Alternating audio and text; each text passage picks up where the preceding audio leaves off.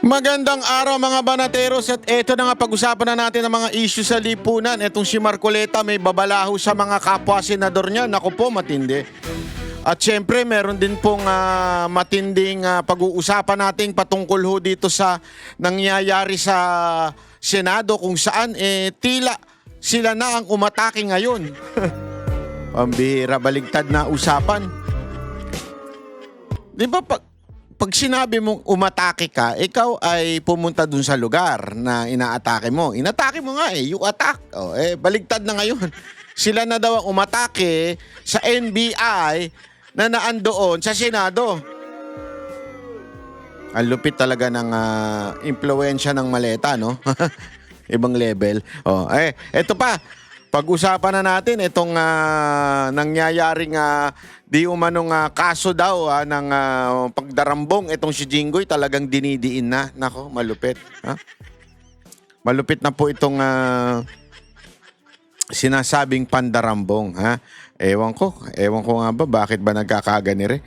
Tapos ang isa pang malupit na pag-usapan natin yung salin. Nako, salin ni Marcos lumobo. Ayan. Pero syempre, yung mga hindot, tahimik. Yung galit na galit sa pagtaas ng 1 milyon, 1 milyon nga ba yun? Ilang milyon lang yung tinaas kay BP Sara Duterte. Mamaya, titingnan natin yan. Galit na sila, gusto na nilang impeach si BP Sara Duterte. Pero, yung sobrang taas kay Marcos, walang nag-react. Kahit yung mga pink tae, yung mga dilawan na pinklawan, wala.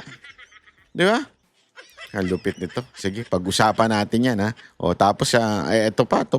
Matindi.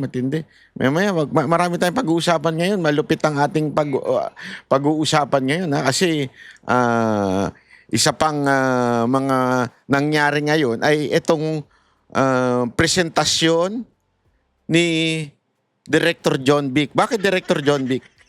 Siya na po ang bagong director ng script na to. Naiba na script Siya na po ang bagong scriptwriter, director nung nangyaring Senate siege. Yan ang ating pag-uusapan ngayon. Okay.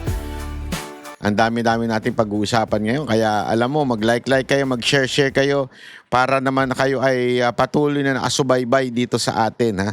At patuloy kayo ma-inform sa mga nangyayari sa ating bayan. Unahin na natin kagad itong nangyayari ho sa Senado.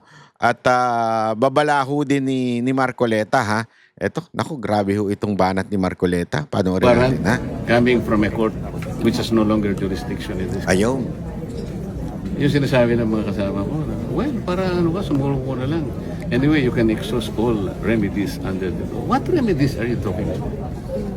Kung ano ginawa nila kay dating Pangulong Duterte, yun din ang gagawin nila. Do you think makikita pa natin si Senator Bato pagkatapos nilang makuha? Kasi wala na. Kaya sabi ko, hindi niya kailangan pumunta rito. Pero nagpunta siya. Nirisk niya yung buhay niya. Kaya lang namin nakuha dahil sa kanya, wala nang iba. We owe it to himself alone and nobody else. Nobody else. Kung hindi siya pumunta, nobody will blame him. Dahil buhay niya yun But, ayan. Linawin na kagad natin ng facts. Ang talagang dahilan ng pagpunta ni Bato doon sa Senado ay to have a change of leadership. Okay? And why? Yan, kasi maraming kumukulay dyan Nagpunta si Bato para baguhin ang leadership ng Senado at mapunta sa Duterte block yung leadership ng Senado para daw ipatigil ang impeachment. Pero kita naman natin, Lunes na Lunes, unang kanilang araw ng talaga namang nag-convene kagad for an impeachment court ang Senado. So yung kanilang haka-hakang katangahan o yung kanilang mga pagdududa na iniiwasan lang yung impeachment ay hindi totoo. May nadinig po kayo doon sa mga minority o di kaya doon sa mga congressman na nagsasabing kaya nila pinalitan ng leadership sa Senado dahil hindi itutuloy ang impeachment. Meron kayo narinig sa kanilang nagsabing, ay sorry, mali pala kami. Wala, di ba?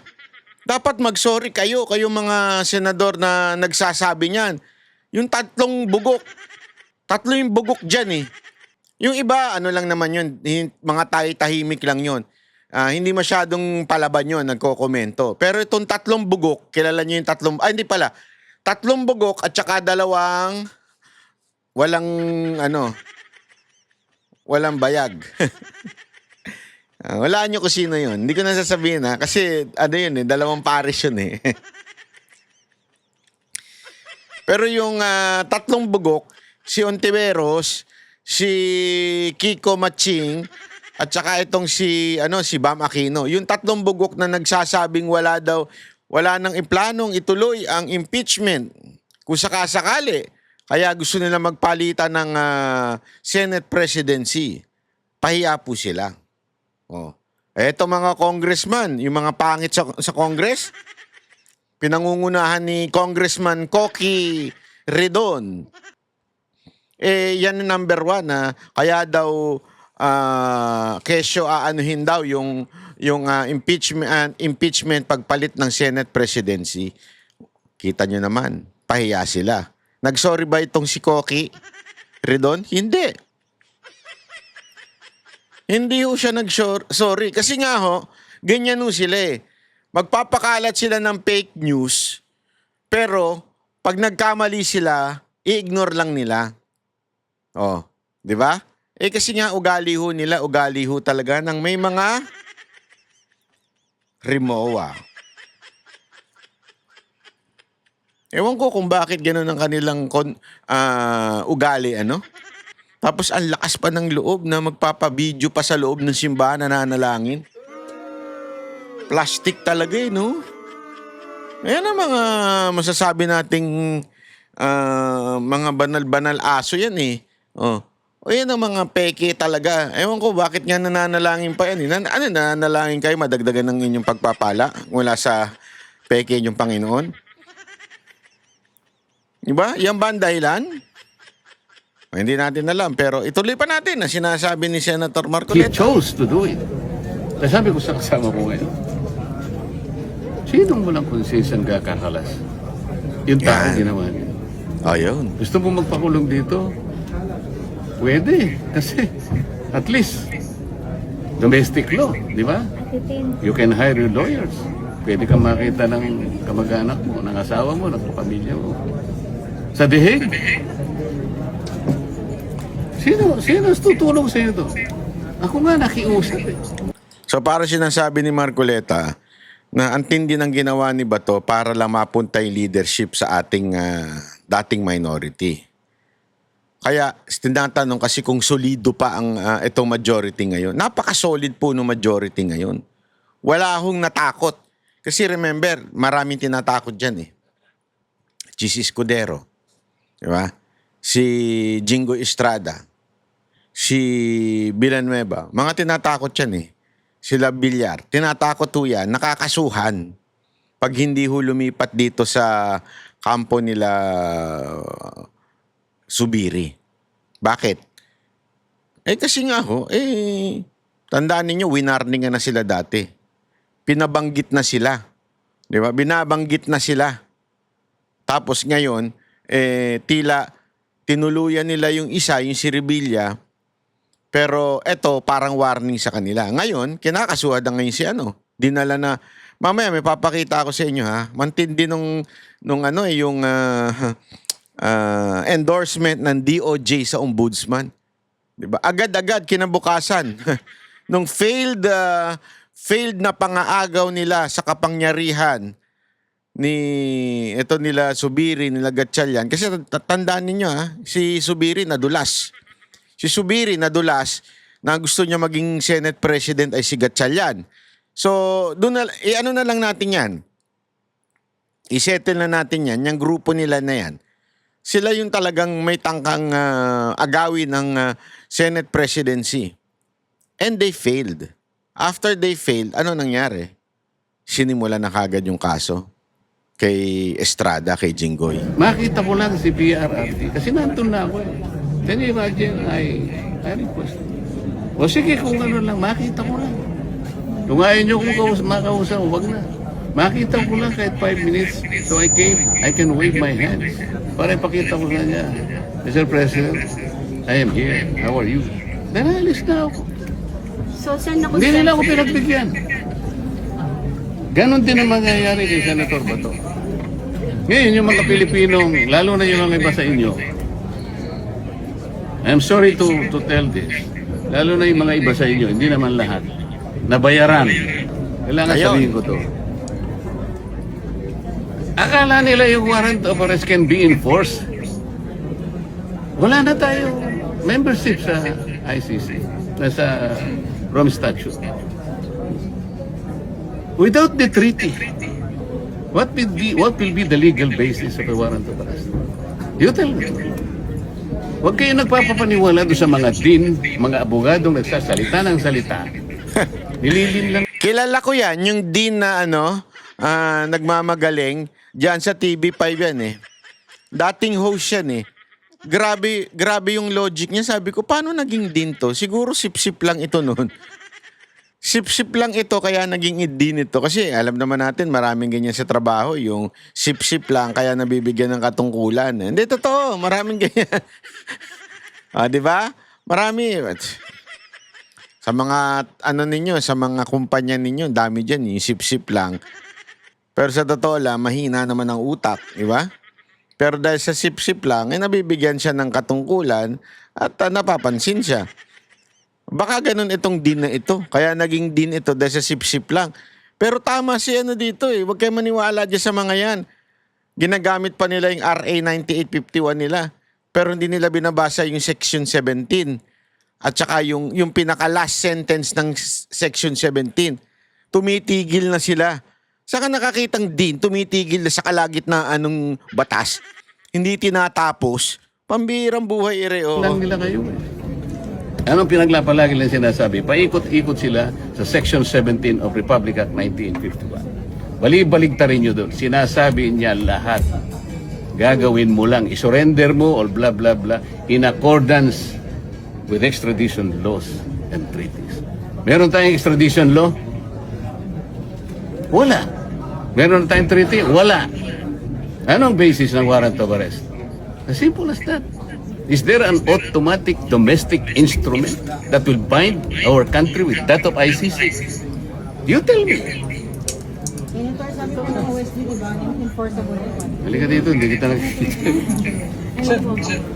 Sen, after what happened on Wednesday, sa tingin mo na sa Eto explain ko lang ng bahagya itong Republic Act 9851 Section 17. Yung kino-quote. Yan yung madalas na kino-quote kasi nitong mga etong mga ewan ko ba, mga pinklawan na gusto lang takot sa mga Duterte at ayaw maging presidente si VP Sara Duterte. Paulit-ulit nilang kino-quote yan, yung RA 9851. Okay? At napakalinaw ho doon sa Section 17. Ibibigay po natin yung buong wait lang po para maintindihan natin. Kasi yan yung paulit-ulit nilang kinukote. RA 9851 Section 17. At nakalagay dito, yung in the interest of justice, the relevant Philippine authorities may dispense with the investigation or prosecution of crime punishable under this act if another court or international tribunal is already conducting the investigation or undertaking the prosecution of such crime. Instead, the authorities may surrender. Yan yung paulit-ulit na sinasabi. Yung authority daw may surrender or extradite suspect or accused person in the Philippines to appropriate international court. Tumitigil na sila dyan. Saka makakakita ng dun sa batas, tumitigil na sila dun. Hindi nila sinasama tong if any or to another state pursuant. Ito yung pinaka-conclusion pursuant to the applicable extradition laws and treaties. Anong ibig sabihin yan?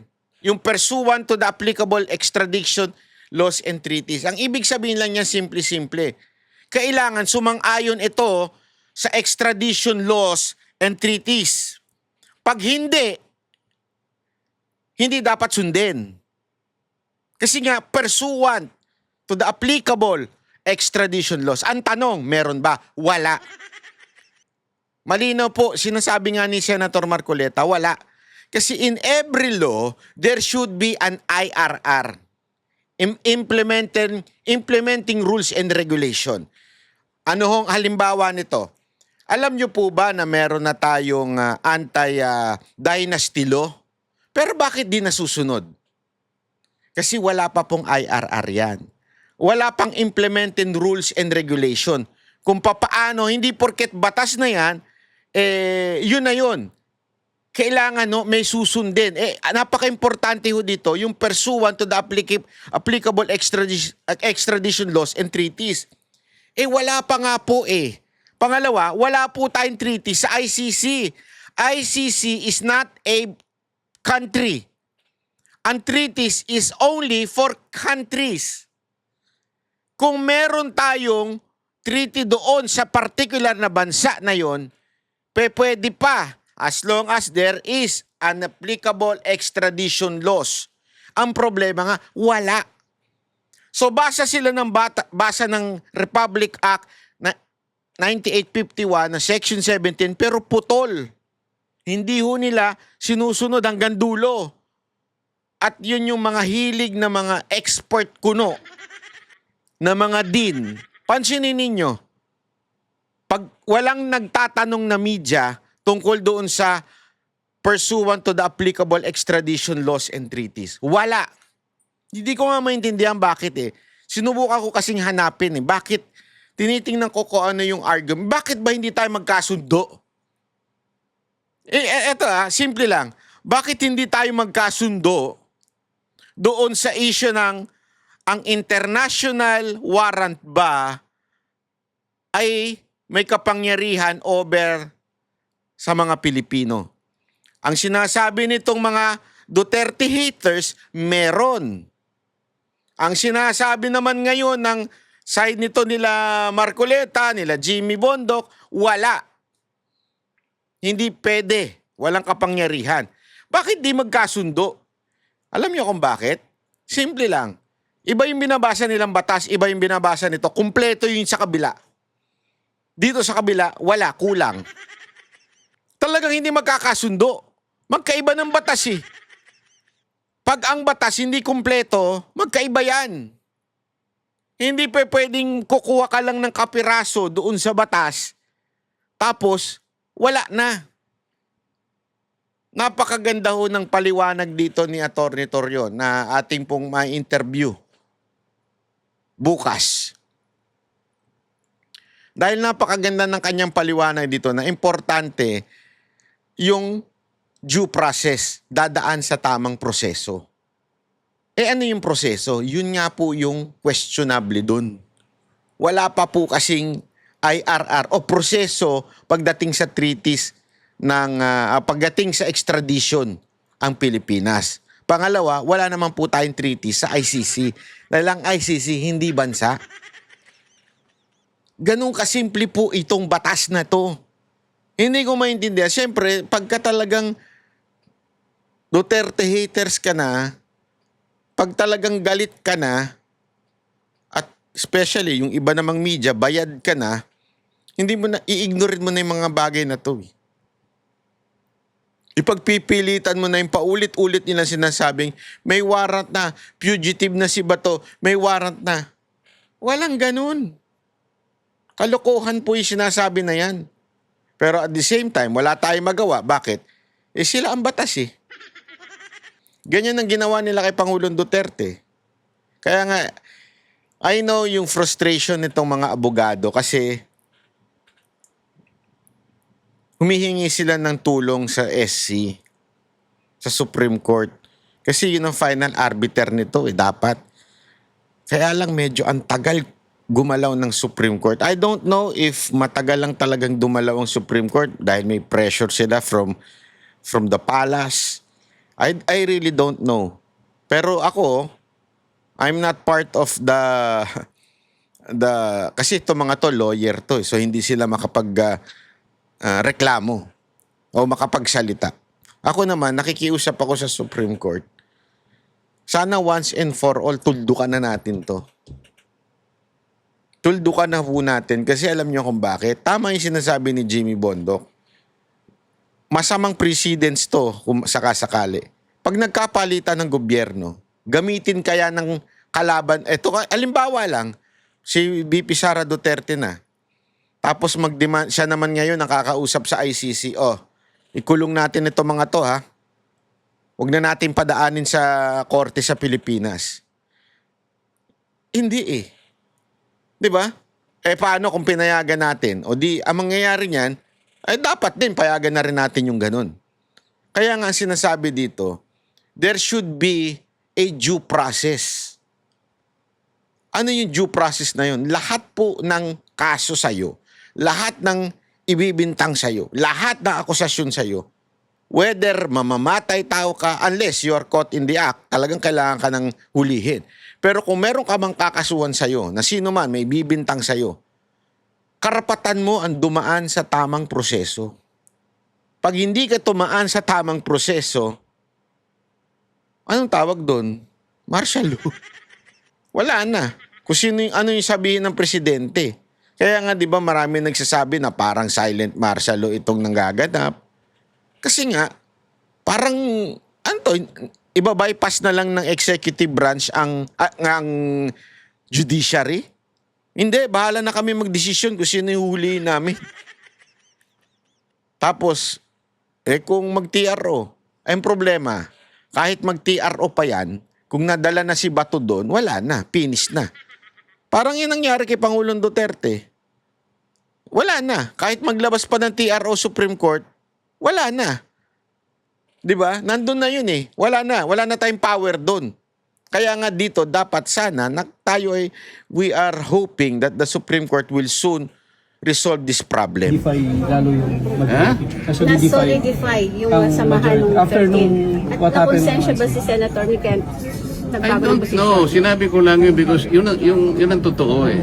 Sabi ko nga, ito lamang ang takeover na walang blessing sa Malacanang. Lahat ng takeover may blessing. Pero ito, hindi nila alam to. Ang tao nagbuwis ng buhay. Yun ang importante. Buhay niya yun. So, Paano mo i-disregard yun? kaya ba Kaya mas masahol pa kay Judas. Yon. Yung maghuhudas sa amin. Yon. Tingnan mo, alinaw. Ito, di ko alam kung bakit may mga tangap talagang media. Tingnan mo yung tanong dito. Ha? Mas masahol pa yung Judas sa maghuhudas sa amin. Sino ba si Judas? Kilala natin kung bakit ginagamit siyang Judas eh. Sa Amerika, di ko nga alam kung ginagamit yan eh. Betrayal kasi sa Amerika. Who would betray us? Dito Judas kasi nga si Judas Iscariot. Sino ba ang hinudas niya? Hinudas niya ba yung nasa labas? Hindi. Ang hinudas niya yung mga kaibigan niyang yung 12 disciples at saka siyempre ang ating Panginoong Yesus. Yun ang hinudas niya. Ibig sabihin ng pagiging Judas, traitor within the group. So sinasabi niya dito, mas Judas pa yung maghudas sa kanila. Di ba? Tingnan mo yung tanong ha. So, nakonsensya si Senator Mix kaya nagbago. Wala akong sinasabi. Wala. Si Mix daw.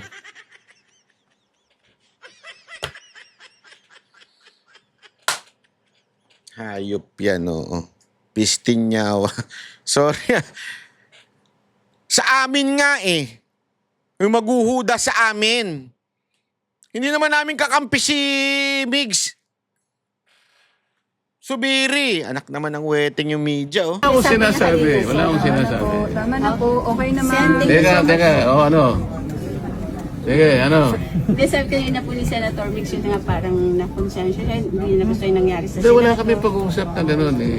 Huwag na kayo magbanggit ng kung sino. Sinabi ko lang yun sa grupo namin. Grupo nga namin eh. Yun yung magta-traitor yung nasa grupo namin. Tapos sasabihin si Migs. Inom yan. Nakakarindi. Hindi namin kagrupo si Senator Mix, okay? Sir, sorry, yung nangyari po nung Wednesday, nandito din kayo, sir, di ba? Nung nagputukan. Oo, kaya lang, nakaupo ako ron. Nag-iisip, bakit kaya nangyari? Nalulungkot ako. Sabi ko, bakit kaya nangyari sa bansa namin ito?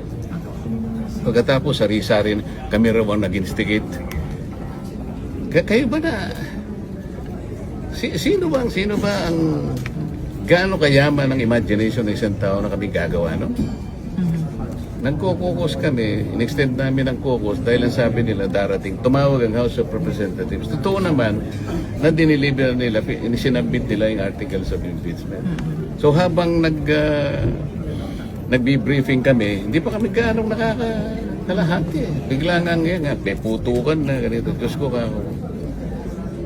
Natakot din kayo. Hindi ako natakot, nalungkot ako para sa aking bansa. Kailangan bang mangyari? Why? Sir, was the Senate really under attack during that time? What do you think? Kailangan pang nandun yung mga elemento na yon at sasabihin pa, meron daw, ano na, may kinukuha susi daw yung ganito. Kung merong problema, bakit hindi ang National Police ang tawagin? Bakit ang DI? Unang-una, anong ginagawa ni Trillanes? Bakit siya magsaset? Palagay mo may warrant of arrest. Palagay mo lang. Why is Trillanes the one serving the warrant of arrest? Did you ever ask him? Wala na. Nanonood ako sa inyo. Wala man lang nagtanong sa inyo eh. Gusto ko talaga to, no? Gusto ko talaga ang mga hirit dito ni no? Ni Marcoleta. Nanonood ako sa inyo, wala naman nagsabi sa inyo eh. Lupit mo talaga, sir. Iba ka, sir. Sir, ano ba bang authority niyo? Bakit kayo po yung nagsaserve? Did you ever ask him? Wala. Tinanong naman, sir. Oh, ano sagot niya? Sagot niya, nandito daw siya kasi in answer to, ano daw po yun, sabi, challenge daw kasi ni Senator Bato. Pag sinabi ni Senator Bato na kumain siya ng tayo, kakain siya ng tayo? Thank you.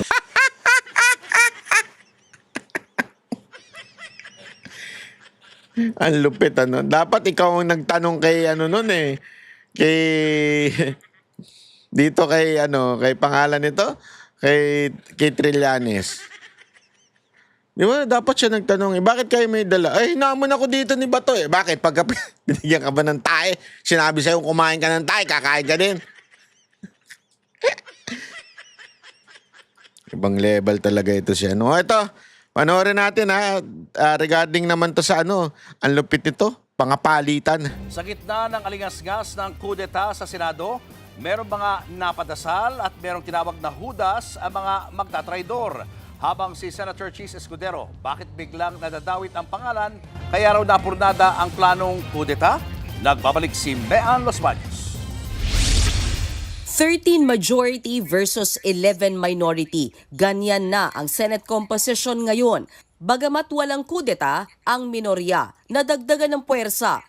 Mula kasi sa independent, lumipat sa kampo ni Senate Minority Leader Tito Soto sina Senators G.V. Ejercito at Mig Zubiri. Sa isang interview, sinabi ni Zubiri na natauhan siya sa nangyaring putukan sa Senado noong nakaraang linggo. After what happened last week, with the handling of the shootout here in the Senate,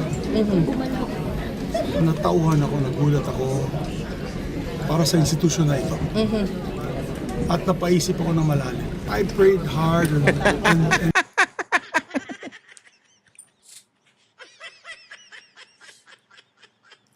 Ay nako, alam mo Zubiri, wala kang bayag. Yun ang sasabihin ko sa'yo. Napaisip daw siya. Tingnan mo yung naisip niya, pakinggan niyo yung naisip niya. discerned. I sought for discernment. And I said, it's about time that we make a stand. It's about time to make a stand. Ang sarap pakinggan kung lumipat ka sa majority, tama yung wordings mo eh. It's time for you to make a stand. Napaisip ka. Alam mo ako this is my opinion. Hindi mo pwedeng sabihin fake news to. Feeling ko ganito ang nangyari sa kanya eh. Nilipat na siya sa majority. Tapos, nagkabarilan, binomba. Barilan lang pala. nilusob ng NBI ang Senado. Sabi niya siguro sa isip niya, oh shit. Napaisip siya, sabi niya, napaisip ako. Siguro sabi niya, patay kang bata ka, mukhang seryoso itong gobyerno na ito. Mukhang seryoso itong gobyerno na ito. Gagawin ng lahat para mailipat sa minority ang Senate presidency at makuha si Bato. Basta kalaban mo itong gobyerno to, wala ka talagang pag-asa. Napaisip siya eh. Ngayon, biglang sabi niya, I have to take a stand daw. Stand with what? You are only making a stand if somebody is attacking you or somebody is trying to bring you down. Who's going to bring you down from the Duterte camp? Who's going to bring you down from the Cayetano group? No one. So mas tama mong gamitin yun, you will take a stand if you are in Cayetano group. Kasi talaga sila, inuusik isa-isa, lahat sila. Mantakin mo, Chis Escudero, binabanatan na ngayon. Si Jinggoy, si Villanueva, yung dalawa, si Villar, si Loren True, yung anak niya. Isipin mo halos lahat, sino yung susunod pa, di ba? Meron na tayo naririnig na si Bongo. Ngayon naman si Robin, person of interest na. Sino nang natira? Isipin niyo, sino na lang natira? Si Cayetano tsaka yung kapatid niya. Tama, mali. So yun yung talagang literally under attack and therefore they have to take a stand. Yung sinasabi mong taking a stand, with what? With whom? With from? Mali, with from? Sorry, from what? Hindi pala with from. From what ikaw tumatayo? Wala! So feeling, tumalsik na naman. So feeling ko mga kababayan, napaisip na siya. Sabi niya, tangina, yari tayo dito. Talagang seryoso itong gobyerno na to. Talagang ididiin tayo dito. Wala tayong pag-asa dito. It's time to just stand. Hindi take a stand. Just stand na lang. Dito na lang tayo. Huwag tayo umalis. Bago yan, nilapitan ni Zubiri si Senator Win Gatchalian na ini-interview noon ng media. Inakbayan niya at sinabing, May I just say, this is my candidate for Senator. napangiti na lang dyan. Di ba? Hindi mo maipinta yung mukha ni Gatchalian eh. Kasi alam mo, nung Sabado pa lang, alam ko na po yan eh. Hindi, Sabado. Ano bang araw yun? Wait yung magkakagawan. Thursday pa lang eh. Hindi, tama. Sunday pa lang. Sorry. Sunday pa lang po. Ano ko na yan. Meron na po akong naririnig mula dun sa aking talaba. May talaba po kasi ako sa Senado eh. Diba yung isa, ulitin ko yung isa meron siyang Tweety Bird na supot sa Senado. Tayo, meron tayong talaba dyan sa Senado na talagang nalalaman natin yung mga sinasabi. At talagang si Gatchalian ang kanilang Tapos tinatakot nila yung mga, alam mo na, yung mga binanggit Si ko. Gatchalian. Ayon naman sa isang source ng News 5, kayang maghatak ni Senator Chis Escudero ng hanggang 4 na senador para mabago ang liderato ng Senado. Kinausap umano ng minorya si Escudero pero humingi ito ng mabibigat na kondisyon na hindi raw kayang ibigay ng minority bloc sa kadahilan ng paano naman daw ang dignidad ng minorya. Sinusubukan pa namin kunin ang reaksyon ng kampo ni Escudero at ang minority bloc kaugnay nito pero wala pa silang tugon. Kanina nga sa pagbubukas ng Senado, naintriga ang ilan nang maispatang nagbubulungan sina Escudero at Cayetano. Bago rin yan, nakitang nagtatawanan palabas ng elevator sina Senator Ping Lacson at Senate President Pro Tempore Loren Legarda. Matatanda ang Yung mga media, ano talaga, no? Wala mo, makachismis lang talaga. Hindi, di ba? Sobrang mga chismosa itong mga media na to eh. Kesyo, sinichismis. Hindi, alam mo kung bakit. Feeling ko may instruction eh. Feeling ko may instruction. Kasi remember, di ba, yung tinatawag, alam naman natin common yung divide and conquer. Ang ginagawa nila, nagpapasok sila ng intriga. iniintriga nila si Chis Escudero, nakakalas na.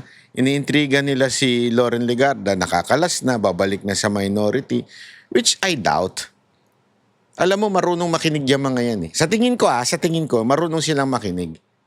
Na paninindigan nila. Kasi nga, tulad nga sinabi ko, kayo mga senador, kung nakakarating sa inyo to, sana makarating sa inyo to. Kayo mga senador, isipin nyo, 2 years nyo na lang titiisin si Marcos. Sure shot na yan. BP Sara na yan for another 6 years, 2028. Unless may gawin silang masama kay BP Sara Duterte. Pero sure shot na yan. 2028, it will be kay Sara Duterte. So, ibig sabihin nun, 2 years kayo magtitiis kay Marcos o 6 years ninyong kakalabanin si BP Sara Duterte. Mamarkahan kayo. Maniwala kayo sa akin. Si BP Sara Duterte, mamarkahan kayo niyan. Hindi ako tagapagsalita. Ito, ibasa ko lang sa kanya. Oo, hindi niya kayo gagantihan pero markado kayo. Pag si BP Sara nagmarka, kahit close ka pa kay Duterte, markado ka. Take my word. And I think you know what I'm saying. Oh, mga senador, makinig kayo. Alam nyo yung sinasabi ko. May alam kayo eh. Kasamahan nyo yan eh. Di ba? Pag si BP Sara Duterte nagmarka ng tao, kahit malapit pa sa tatay niya, markado na. And it's an open secret. Kaya wag kayong magkamaling lumipat. Markado kayo, sigurado yan. For 6 years. Sabi ni Lacson na may tampo siya kay Legarda matapos itong bumaliktad at umanib sa kampo ni Cayetano. Pero sakaling ang may bumaliktad sa 13 mayorya, sagot ni Senator Dante Marcoleta dyan, Kaya mas masahol pa kay Judas yung maghuhudas sa amin. Yun. samantala, si Senator Raffy Tulfo naman masaya na raw sa minority bloc. Hindi rin daw totoo na nanakot ang kanilang grupo para umanib ang ibang senador sa kanila. Hindi, alam mo, Senator Tulfo, wag kang sasagot sa maling tanong. Hindi sorry totoo to. Bakit kanyo? Hindi naman kayo, sa tingin ko hindi kayo nang gigipit eh. Hindi yung minority. Wala naman kayong power eh, honestly. Alam naman natin kung sino nang gigipit. Kanino ba nanggagaling ang kaso? Sino bang nagpapaandar ng kaso? It's beyond your power. So I think you answered in a wrong question. Hindi naman sinabing kayo ang nanggigipit. Ang nanggigipit, alam nyo na kung sino. Alam nyo naman yun. Isa ho ba kayo dun sa mga may nakausap daw na allegedly merong pananakot daw po? Pananakot? Pananakot daw po para sumama sa inyo, sa side Ay, ninyo yung mga... hindi namin gagawin yun. At never, ni isa sa amin, hindi gumawa ng ganon. We will not do that. Why would we? Stay po kayo sa minority, sir. Minority. Come what may. Kahapon ang tanungin si Cayetano tungkol sa maugong na kudeta, ipinagpapasa Diyos na raw niya ang lahat. The last time I felt like this was during the time ng Hello Garcia. Kasi it's just so pure. I mean, I'm not saying lahat ng decision ko ay tama. I'm imperfect as anyone else. But it's a walk of faith eh. It's just, Lord, kung ilalagay mo ako dyan, lagay mo. Bilang nilagay. Lord, kung tatanggalin mo ako, tanggalin mo na ako. So, I just have to make sure that every day is a day I really use to the optimum. Gamitin ko talaga yung kapangyarihan na binigay sa akin ng Senate President to do good. Dahil mula pa kahapon na dadamay ang Diyos mula sa prayer event ni Cayetano hanggang sa mga interviews ito, biro tuloy ni Palace Press Officer Undersecretary Claire Castro sa Senador sa programa ng One News na Political Beat. Pero Lord, ikaw yung sikat na ngayon na. Lagi ka na babanggit ni Senator Alan Cayetano. Ay, baka po yung, basta hindi ko po kukunin si Senator Unang-una, ang baduy ng joke mo. Pangalawa, seryoso naman yung sinasabi ni Cayetano. Ang ganda ng sagot niya dun eh. Yung sinasabi niyang, kung yan ang will ng Lord, wala tayong magagawa. Sa akin niya yun. Ngayon, kung will ng Lord na mawala sa akin, wala na ako magagawa. Di ba? Tama siya dun eh. Tapos gagawan mo ng joke ng ganito. Demonyo ka lang kung ganyan ang joke mo. Hindi sa totoo lang Ang tumatawa lang sa ganyan, demonyo. Walang biro. Ang tatawa sa ganyan joke, kasi una-una, wala namang masama na sabi niya ni Cayetano na, it's the will of God. Anong gagawin ko? na ako Senate President ngayon. Ngayon, kung matanggal ako, di yun ang gusto ng Lord, matanggal ako. Tama naman eh. Hindi naman niya sinabing, iba kasi ito eh. Kung ginamit niya ang Diyos, ganito dapat ang kanyang script. Ano ang script niya? Sabi ng Diyos, ako maging Senate President. Yan. Ginamit mo, Diyos. Tama, mali. Pero kung sinabi niyang, kung anong kagustuhan ng Lord, kung maalis ako dito, di wala na ako magagawa. Yun ang tama. And it's not using God. You are being used by God. Naintindihan mo? Yun ang pinagkaiba eh. Ikaw, tinawanan mo. Siguro, wala yan sa bokabularyo mo, yung will of God sa buhay mo. Diba? Basa-basa ka pa ng Our Father who art in heaven, hallowed be thy name, thy kingdom come, thy will be done. Tama naman yun eh. Diba? Your will be done on earth as it is in heaven. Kung ano yung will mo, Lord, masunod. Yun ang sinasabi ni Cayetano eh. Hindi naman yung sinabing, kayo, magkayo lilipat sa kabila. Will ng Lord na ako maging Senate President. Wala siya sinabing ganun. Bastos ka rin no? Sa bagay, pag wala kang Panginoon sa buhay mo, talagang bastos ka sa mga ganyan. Hindi kita inuusgan, pero yung klaseng attitude mong yan. Hindi, kasi ako, halimbawa ako, kunwari, ako tarantado ako, alam niyo yan. Hindi, aminado naman po ako, tarantado talaga ako eh. Pero kung may magsabi sa akin na, alam mo, kung ano yung will na lang ng Lord sa akin, yun na lang ang tas tatawanan ko. Will ng Lord, gago ka pala eh. Di ba? Anong tawag mo sa akin? Damonyo. Pero hindi eh. Kasi kahit tarantado ako, sasabihin ko, oo nga, tama ka naman dyan. Kung ano yung will ng Lord, yun na lang. Wala tayong magagawa. Ganyan talaga eh. Di ba? Kaya yung ganitong klase, tawa ng demonyo yan. Na nagmamanifest. Lumalabas sa ano mo. Hindi, yan ang totoo dyan. Ugali Mahalaga nito. po yun. Hindi kasi laging Lord. Opo, Lord, God, at may... Lagi ka nababanggit. Oo. Kung usapang Diyos lang din, mabigat naman ang dasal ni Senator Soto sa pagbubukas ng plenaryo kanina. In these challenges, Ito wala namang issue dito. Hindi ko alam bakit ginamit pa nitong TV5. Yung panalangin niya, tama naman eh. Hindi ko maintindihan eh. Hindi, sorry. Sige na nga, play na nga natin. gitna Ito, ng- halimbawa yan, against ako kay Soto, pero tama naman yung panalangin ni Soto. Bakit parang may issue? Kung usapang Diyos lang din, mabigat naman ang dasal ni Senator Soto sa pagbubukas ng plenaryo kanina. in these challenging times, may those entrusted with leadership walk in righteousness, accountability, and genuine concern for the common good. Grant us the courage to do what is right, even when it is difficult. And dear God, give us wisdom to choose what is just over what is convenient. Protect our institutions and our nation from the influence of evil, corruption, greed, division, and selfish ambition. Mabigat ang usapin ng Senate presidency, lalo na ngayong nasa Senado na ang articles of impeachment ni Vice President Sara Duterte. Base sa konstitusyon, oras na mapatalsik ang bise sa posisyon, papalit sa pwesto ang sinumang mapipili ng Pangulo na papaboran din dapat ng mayorya ng Senado at sa Kongreso. Nagbabalita mula sa Frontline, Mean Los. Di ba ho? Tama naman po eh. Yung kanyang ito, panoorin natin itong ano ba ito? Ito.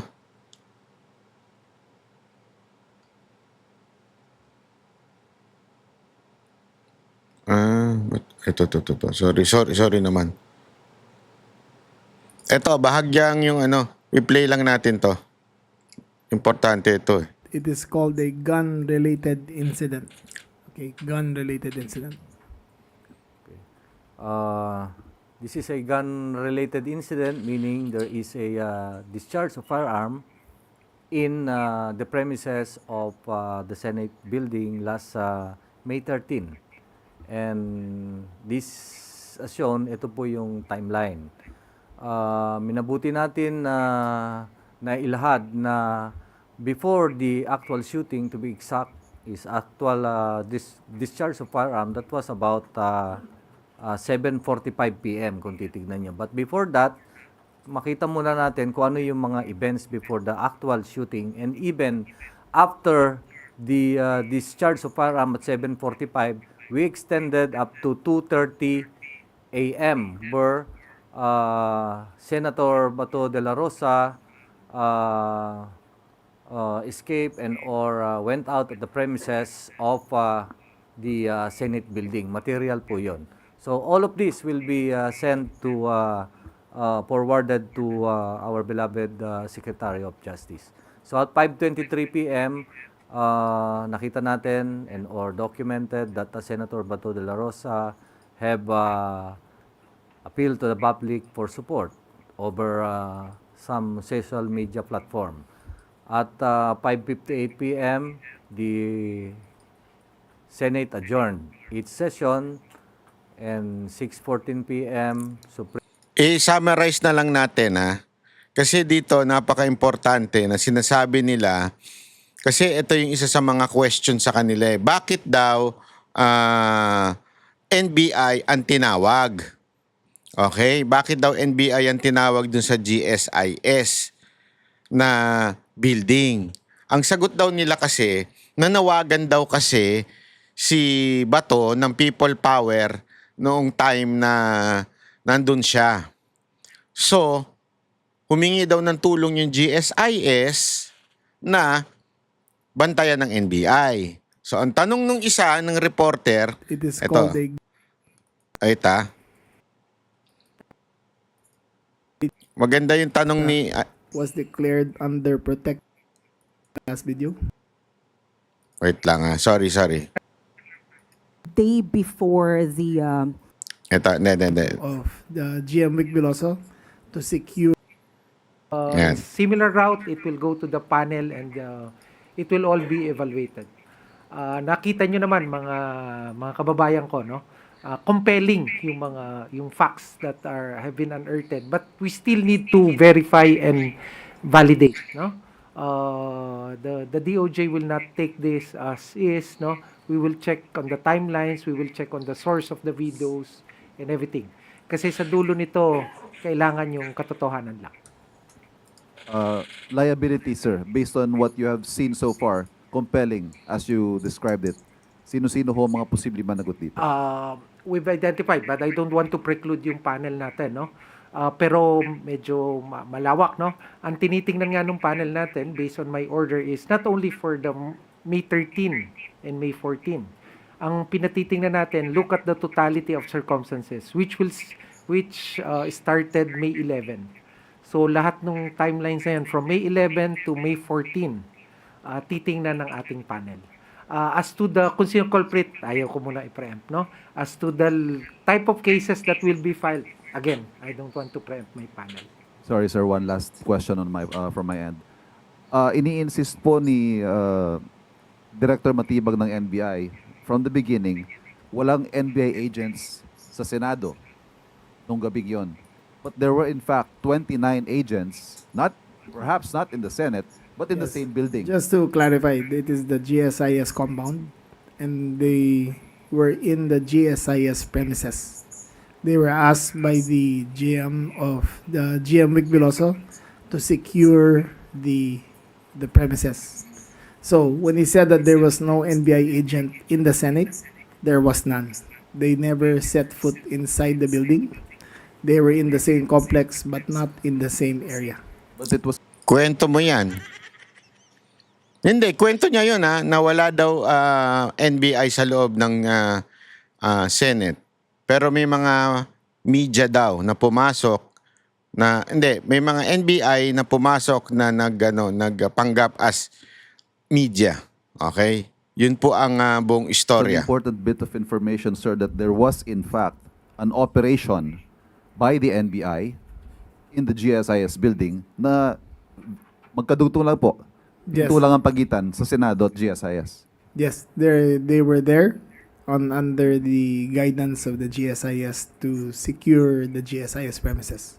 Was it also to secure or to prevent Senator De La Rosa from Dito kasi huling-huli. Nabubuking na sila dito eh. Ayaw pa nilang aminin na ang dahilan kung bakit nandun yung mga NBI para hindi lumabas si Bato sa GSIS. Ginagawa na lang nilang rason na kesyo dahil daw yung dahil daw yung GSIS nag-request. Okay? perhaps going through that route? No, the GSIS? bigger worry really was the call for people power, and if there were anarchy and it spilled over to the next building. Oh, for those of you who have been to GSIS buildings, there are billions of pesos worth of artworks on display. And if a mob So, yung mga NBI, tagabantay na ng painting ngayon. Tagabantay na po sila ng painting ng GSIS. Hayop yan. appeared there and occupied, the damage would have been incalculable towards the GSIS. Are we prepared to make a conclusion that this was staged or not staged? No, the only conclusion is that there was no attack to the Senate.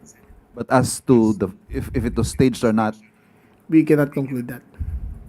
Next question, Marcela Lili, TV5. Wala daw attack. Ang umatake daw kasi yung si Aplaska ang unang nagbaril, ganyan-ganyan. Good So baligtad na ngayon, ang nag-atake yung Senate na sa NBI. Sir, you mentioned that a day before the gunfire incident in the Senate, there was a security coordination meeting between OSAA and GSIS. Tingnan nyo to ha. Tingnan nyo ha, yung wording, security meeting with the GSIS. Kasama yung NBI. Pero hindi yan ang unang ginamit. Hindi security. Maintenance. Ipapakita ko sa inyo. Na-inform ba yung OSAA that NBI will be there a day after the meeting? You're going to have to ask them, but presumably, there had been a coordination meeting between security. OSAA Major General Aplaska was present. The GSIS head of security Balba was present. So they were in coordination the day before. But if the objective is to secure the artworks and prevent yung chaos due to possible people power, why did GSIS ask for assistance from NBI and not PNP? PNP was already guarding the front of the building. Ubus na ba sila? Ang dahilan daw, dahil daw yung PNP nag-guard na sa labas.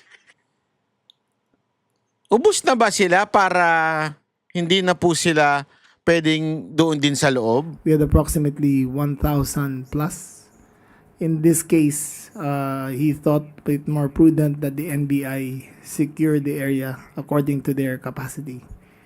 But there is no distinction. We are both law enforcement officials. But the PNP was outside. Hindi, dalhin nyo na rin yung MMDA dyan. Dalhin nyo na yung mga barangay tanod.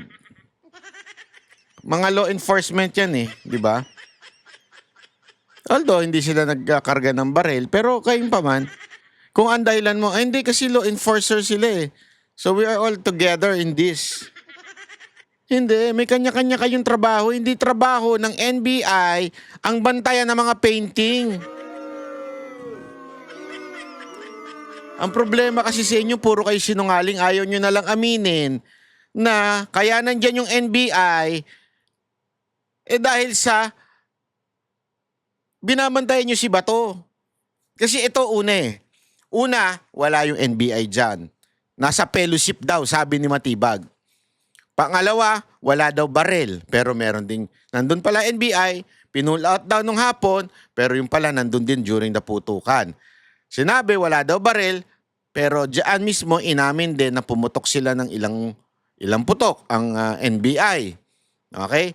Pero syempre, anong tawag nila?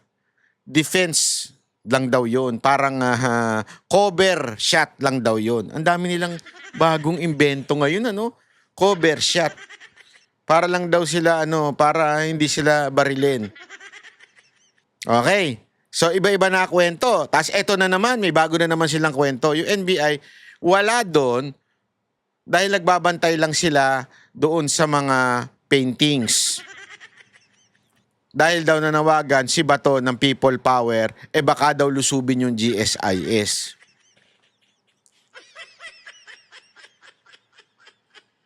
Wala na bang mas maayos-ayos na palusot?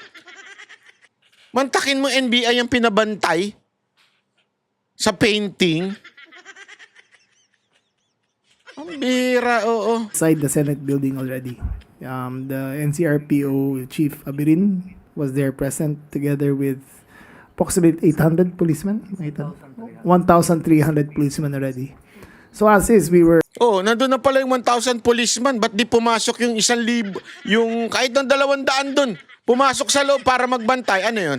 Wala kayong tiwala sa pulis, baka pitikin ng pulis yung mga painting. At NBI ang nilagay nyo. stretched thin of how many policemen there were. So ang kinuha niya ay NBI. But sir, you also mentioned earlier that Aplaska did not appear nung tinawag siya ng CIDG. Ito papakita ko yung issue na sinasabi. Ito. Ayan. Wait lang ha. Senator De La Rosa was seen leaving the Senate premises at about 2:30 a.m., madaling araw na ng the next day, May 14. So it's approximately about 6 hours after the shooting. Next. Okay. So on days before, one day before the actual shooting and or discharge of firearm, May 12 particularly, umaga pa lang ng May 12, may nag-coordinate na po na nagko-coordinate na ang GSIS security officials and the OSAA security officials with regards to the security on GSIS. Okay. That will show that there was really a meeting. Take note that this one day before May 13. May 13 is Wednesday. Nagko-coordinate na po sila. Okay, next. And the next day, meron pong nag-implement po ng red alert status ang GSIS. So, naglabas po, in effect, naglabas siya ng direktiba sa hapon ng May 13, particularly May 21 po nilabas. Next. The GSIS security officer conducted inspection and identified nine areas, particularly nitong Wednesday na ng umaga or hapon, citing to tighten the security as shown yung A to I, particularly yung Gate 1 sa Jokno, Gate 2 on Macapagal Avenue, the GSIS Senate Common Gate, yung Common Gate po doon, yung in between, and the Kalayaan Garden. Kalayaan Garden is on the northern part of the Senate premises and northern as well as the GSIS premises. We have yung pang-E, outdoor canteen hallway leading to the Kalayaan Garden. And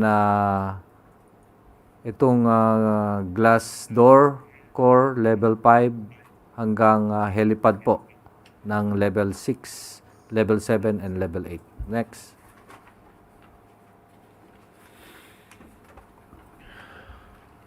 So, in the afternoon of May 13, that is a Wednesday, may mga NBI na po na pumunta sa premises ng GSIS. This is to in response to the request of the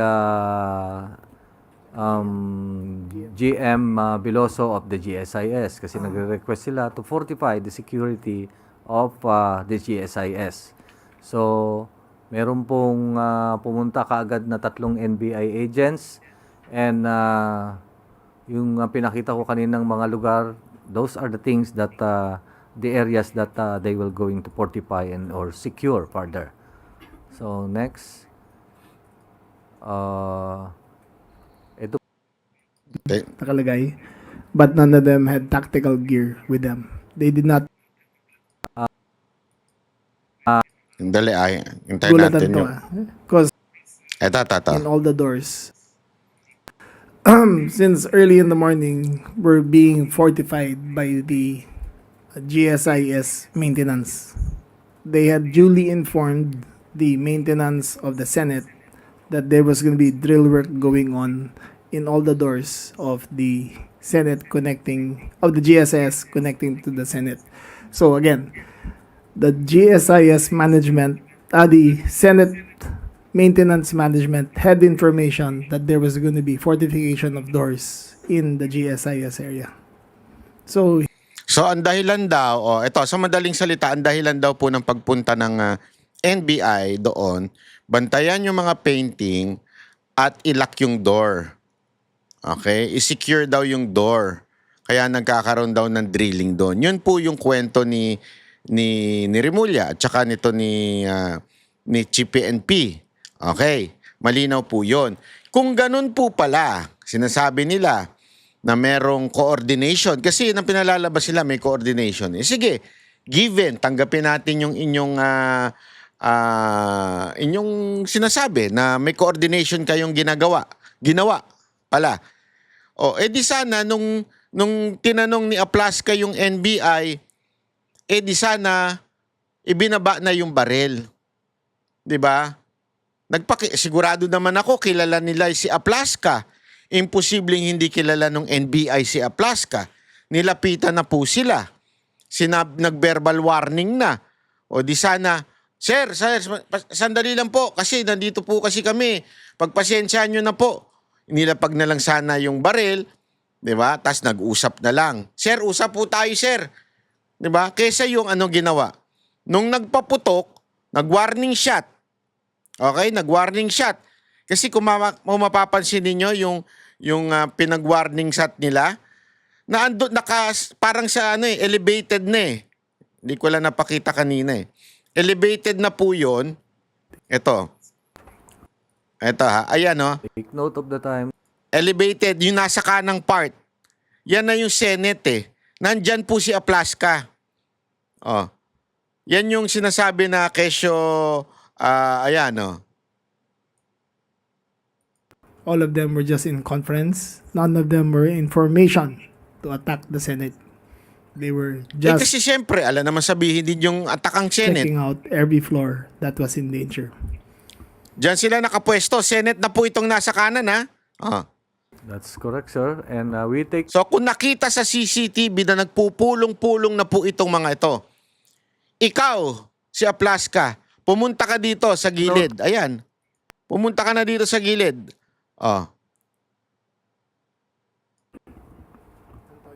Antonio De Leon.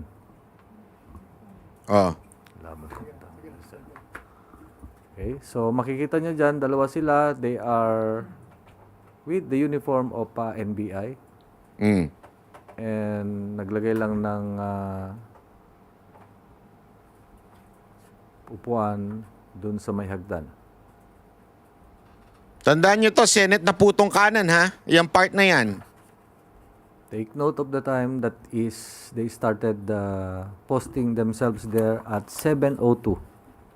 And take note the earlier my earlier statement that that place is within the jurisdiction or control of the GSIS.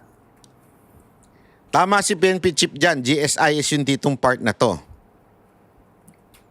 Okay, next slide. At 7:44 p.m., 42 minutes after Forward na natin ha. Proceed. NBI is followed by the PNP. Followed by the PNP who formed a perimeter line at the very end, at the end of the hallway. 6:50, Lights of 7:46. he was waiting for them. Play. Okay.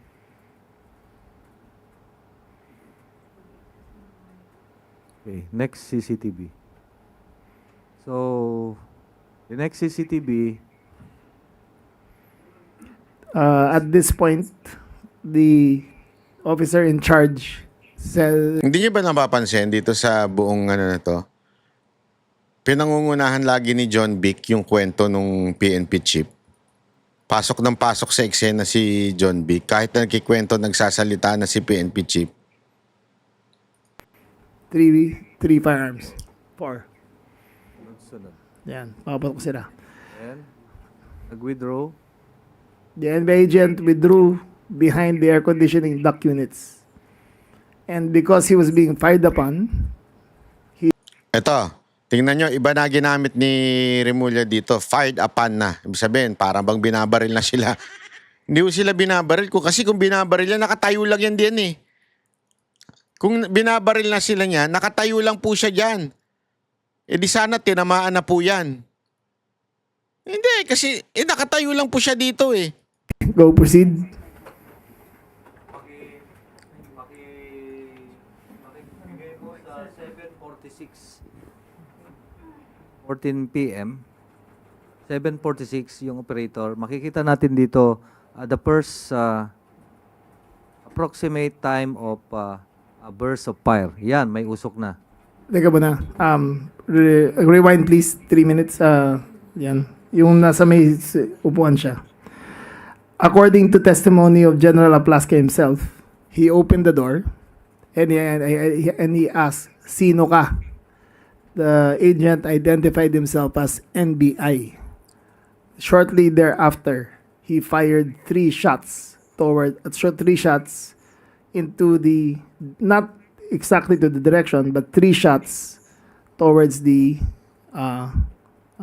to the vicinity of Ayaw mo nang gamitin ngayon yung warning shot. Di ba? Kasi nasunog sila doon sa warning shot eh. O ngayon to the vicinity of ano na, di niya na the masabi. NBI agent. O vicinity of the NBI agent. Anak ng weteng talaga, oo. And you can see the muzzle fire, the blast. Pakita mo, General. Rewind please, rewind. 10 seconds. Yan. 1, 2, 3. 3 firearms. 4. Sunod. Yan, papatok sila. And, nag-withdraw. The NBI agent withdrew behind the air conditioning duct units. And because he was being fired upon, he discharged a cover fire.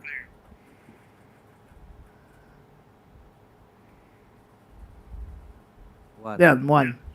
Take note that the cover fire was because he was under the impression that he was under attack.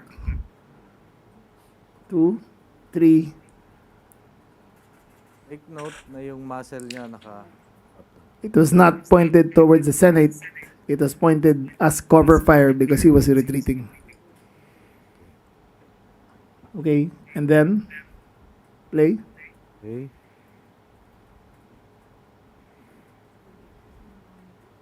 Okay, next CCTV. So, the next CCTV, At this point, the officer in charge instructed the agents, do not engage. So, they retreated. Paano niya nalaman? Wala namang voice nung yung CCTV. Patawa talaga to si Remulla. Oh. Sabi daw nung do not engage. Ano kaya nalaman? Wala namang boses yung CCTV. Anak ng weteng talaga to si... Hindi, kasi ang pinalalabas nila dito, sila na ang inaatake. Hindi nag-atake ang NBI sa Senado. Ang nag-atake na si Aplaska. Pero kung mapapansin ninyo, si Aplaska hindi naman bumaba eh. Bakit? Kung mapapansin nyo sa buong na yan, Umatras na sila. Oh, kita ninyo? Ayan, no? Andyan lang sila eh. Sa kabila yung ano. Oh, tapos after magkaputukan, mamatay ilaw, nag-atrasa na sila. Hindi sila lumusob. Not know the date. Nakikita nyo, hindi lumusob yung ano. Anong purpose ng OSAA? Ang purpose lang ng OSAA, defend the building. Defend lang. Nag-warning shot sila para, oy, umalis kayo dyan. Tapat na namin yan. Kasi, ulitin ko tulad nga yung sinabi ni Gringo. O sino ba nagsabi? Si Gringo o si Cayetano? Sabi niya, kung meron ng tao sa labas ng bahay mo, may mga baril. May mga baril na Oh. Identified sila na na NBI kuno. Sabi nila. Pero, nandun lang sila, nakaporma lang sila. Sinabi mong umalis kayo dyan kasi, andali, tapat na ng bahay namin yan Ba't kayo nandyan? Ano ginagawa nyo dyan? Oh. Di sana kung pwede, alam mo yon, sana tumawag si NBI director, meron naman siyang telepono ni Plaska, may telepono naman siya ni Cayetano, o tumawag, yung mga tao ko, naandyan nagbabantay lang dyan sa GSIS. Sana sinabi niya yon. Kaya lang sinabi niya? Wala kami dyan. Wala kami dyan. Abay, putang ina. Sorry Sino to mga to? Remember? Sinabi niya na wala daw sila doon. Walang mga hawak na baril. So wala daw sila. Tapos biglang may mga NBI kuno na nandun. So ano iisipin mo? Sino to mga to? Wala daw sila wag morning shot tayo. Pak. Ano ginawa? Nung nag-warning shot, pumutok din yung Anong tawag ni Remulla? Cover fire. Pumutok din yung NBI, di ba? Ayaw man yan tawaging retaliation yung ginawa, bumutok yung NBI. Di ba? Ang simple-simple. Dahil sinungaling kayo, kaya nagkaganyan-ganyan. Sana, sinabi nyo na lang, nandyan po yung NBI para bantayan ang paglabas ni Bato. Tapos ang usapan. Napakasinungaling ninyo kasi alam ninyong may sabit siyang warrant nyo. So, doon kayo. Tumambay kayo. Kasi isipin mo halimbawa tumawag ako. Merong pulis nag-aabang sa bahay ko. Sa labas ng bahay ko. Mga naka-uniforming pulis, PNP, ganyan, SWAT, ganyan. May daladalang baril.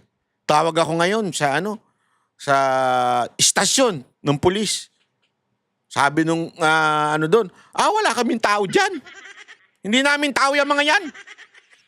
Ay, magdududa ka na. So magwa-warning shot ka mula sa loob ng bahay mo, warning shot ka. Tapos ginawa ng pulis sa labas? Pinutukan ka. Tanungin ko sa inyo, anong tawag mo doon? Umatake ba ako sa kanila? O sila ang umatake sa akin? Yung ginawa, kita nyo yung mga OSAA, umatras nga sila Basta sa kanila, secure namin itong building na to. Amin to Building namin to. Hindi sila lumusob papunta doon sa NBI. Kasi kung lumusob sila, nagkapatayan dyan. Nagigets nyo? So ngayon, tanong, umatake ba sila o inatake sila ng OSAA? Kayo na makakapagsabi. Alam mo yung akala nila makakapunto sila sa video na to? Lalo silang bumaon, mga kababayan. Lalo po silang bumaon sa video na ito. Dito, makikita mo talaga, dahil sa pagsisinungaling ni Matibag na walang NBI doon, nagkaroon tuloy ng ganyang klaseng enkwentro. At again, ginagawa lang ni Aplaska yung kanyang trabaho to protect the building, to protect the institution. Ginawa lang niya yung trabaho niya. Ngayon, tingnan nyo, umatras yung NBI, o hindi sila nakalusob kung ano man ang purpose nila. Diba? At least, safety yung mga senator. Yun ang kanilang goal. Kaya next time, Matiba, huwag ka magsisinungaling. Ito, aminin nyo na, ayaw nyo lang aminin. Remulla, ayaw mo lang aminin. At PNP chief, ayaw nyo lang aminin. Siyempre, mas mapapahiya naman yung executive. I understand. That's you. Tauhan kayo ng executive. Pero alam ninyo sa puso ninyo, mali ang ginawa ng NBI. Una, dininay nung kanilang direktor na wala silang tao doon. Pangalawa, after denying na wala silang tao doon, aba, bakit sila naandoon? Oh, alam nyo po yun. At alam nyo, binantayan lang naman ng USAA yung kanilang building. And you know, it is a self-defense, which is in our Constitution. As a matter of fact, pwede mong gawin yan pag nilusob yung bahay mo. Tumungtong, nag-trespassing, winarningan mo na, warning shot ka, lumusob pa, pwede mo ang barilin eh. Eh, kita nyo nga to, hindi nagkabarilan eh.